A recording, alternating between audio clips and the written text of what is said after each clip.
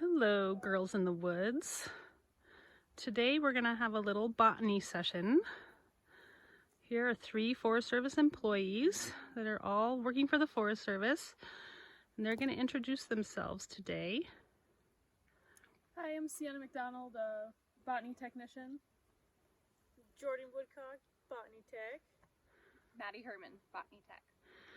So today they're looking for a rare plant. Its name is Ophioglossum, and it is an adder's tongue. And it's a very, very tiny plant that grows in wet meadows.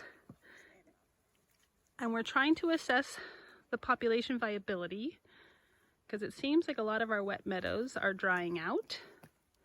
Maybe because of climate change, maybe because of some road building and some management. But it's really important that we understand how these habitats are changing and how they affect rare plants. So let's zoom in and see what we're actually looking for. Does anybody have a good cluster? Maddie's got some big ones, right? You I've got a sporophyte? some little ones and some with sporophytes reproducing. So down here, here's a little one, and its sporophyte is sticking up right here. It's not quite mature yet. And another one here, and there's some really little ones popping out of the ground. So very hard to find. Sometimes just a few inches, a single leaf and a sporophore that it uses to reproduce. So this is a very primitive plant. It's a fern ally, and it grows in these very special habitats. So we're going to monitor this entire population to make sure that it's still doing okay. And you can see it's definitely like looking for a needle in a haystack. We have spirea shrubs, a couple feet tall, and this plant is growing under them. But we want to make sure that the Forest Service never does projects that would negatively impact rare plants.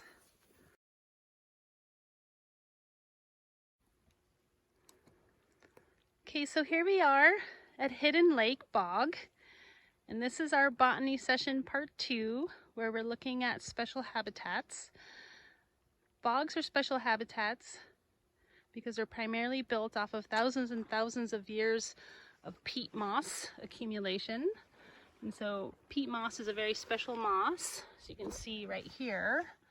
And it grows in acidic environments, so pH of 5. And often these are very anaerobic, so because the soil is saturated, no oxygen gases dissolved in the soil, so it becomes a very anaerobic and acidic environment where only specially adapted plants can live. And one of those specially adapted plants is the sundew. So the sundew is a carnivorous plant, so you can see the reddish plant, and if you zoom in, there are these little glands, these sticky glands, you can see right there, and what they do is trap insects that walk across them in their sticky slime. So you can see that stickiness right there. So you know, a fly or a bee or an insect will crawl across and get stuck there, and the plant will actually close its leaf and digest the insect. And they need to eat insects because the soil is so nutrient poor that they don't get enough nutrients from the soil. So we're here today with Jordan and Sienna and Maddie, and we're actually looking for dragonflies. There are 2 new listed dragonfly species, the zigzag and the subarctic darners, and this is their preferred habitat. They like bogs. So we're trying to see if we can find them here and catch them in our net and identify them. And we also are trying to come up with some ideas. Oh, almost. As you can see, they're quite challenging to catch. But because these are really fragile, I don't know if you can see how the ground moves. It's like a big sponge. And bogs are also really important because they store a lot of carbon. So thousands and thousands of years of plant material anaerobically preserved in these bogs storing tons of carbon per acre. So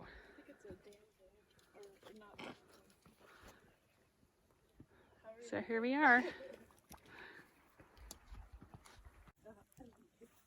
So Maddie just caught a dragonfly, and she's going to try to get it from her net so we can identify it. Some of the indicating species characteristics are the designs, the patterns of colors on their heads and on their bodies, how their eyes are located, so some very specific detailed information. These guys are very hard to catch, and here we have, it's actually looks like a damselfly with some blue streaks on its body and 2 dots above its head.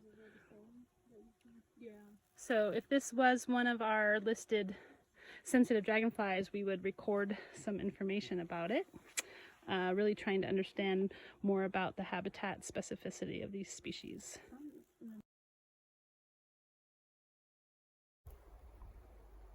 Okay, here we are, Botany session number 3.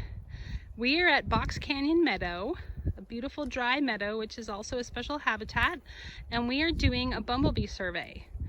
We're really interested in the diversity of bumblebees here, and particularly we want to know what host plants, what plants they're gathering pollen and nectar from are, so that we can collect seed from those host plants and grow them out and increase the desired host plants out on the forest landscape.